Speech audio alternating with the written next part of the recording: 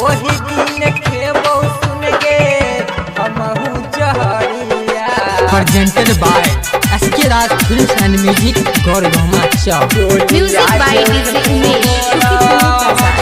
ए लौ बारात तोहरे होई छो बियाह गे जे बेसा तुलरिया के ओरिया के जान। ए लौ बारात तोहरे होई छो बियाह गे जे बेसा तुलरिया के ओरिया के जान। ओही दिन खेबो सुन गे हमहू जहरिया।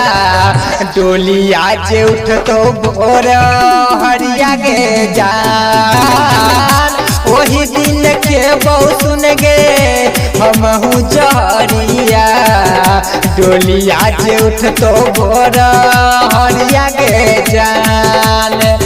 हरिया गे जान। Music by DJ Umesh. सोचल सपनवा हमार पूरा नहीं के चल जेगा ससुरा तू हमरा के भुलैबे। हमरा के भुलैबे। सोचल सपनवा हमार पूरा नहीं के चल जेगा ससुरा तू हमरा के भुलैबे। तू बसला हमरा खाली दिल के भीतरिया गिरै छै आँखिया से नोरवा गे जान। ओही दिन खेबो सुन गे हमहू जहरिया।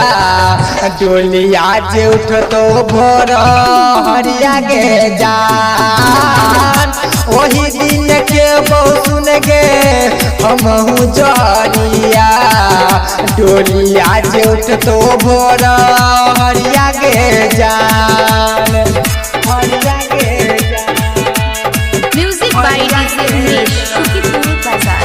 राकेश दीवाना के दिल में अगिया लगे निगम नीतीश के रखला दिल में बसेला।